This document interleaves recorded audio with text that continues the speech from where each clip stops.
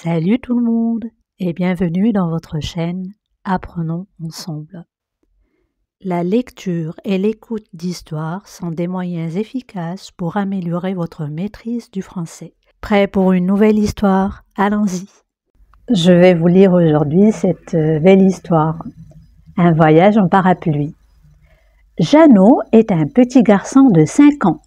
Il habite une maison de bois, dans la forêt au milieu d'une clairière.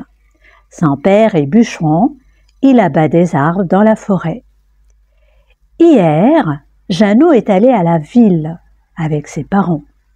Il était déjà allé 2 ou 3 fois à la ville, en été, sous le soleil, à dos de mulet. Mais hier, il pleuvait. La famille a pris le car. C'était la première fois que Jeannot voyageait en car. Comme il était heureux.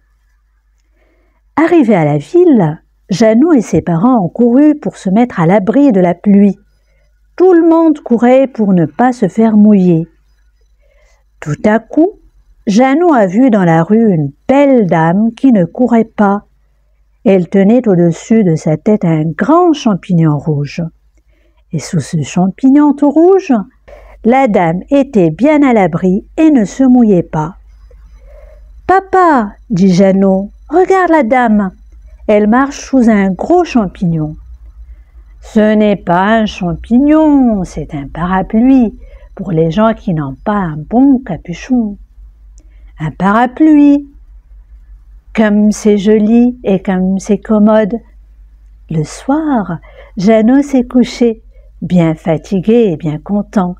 Il avait fait un voyage en car et il avait vu des parapluies.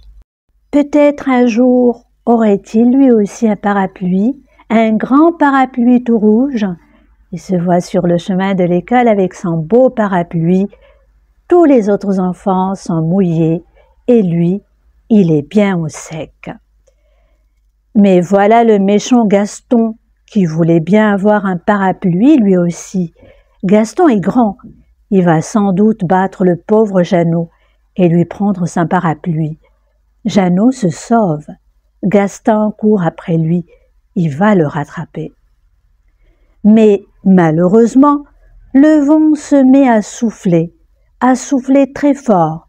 Le vent emporte le parapluie, avec Jeannot qui le tient. Le parapluie monte, et Jeannot est emporté très haut.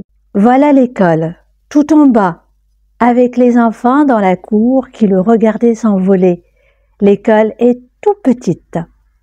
Tiens, voici une hirondelle. Bonjour, petite hirondelle. Tu vois, je vole comme toi. Où vas-tu? Attends-moi. Mais voilà que Jeannot commence à redescendre. Les maisons se rapprochent. Il tombe. Que se passe-t-il?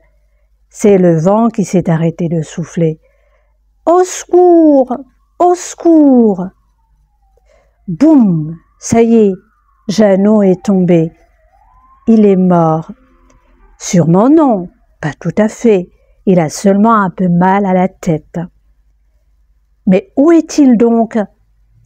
À côté de son lit, tout simplement. Il est tombé en dormant.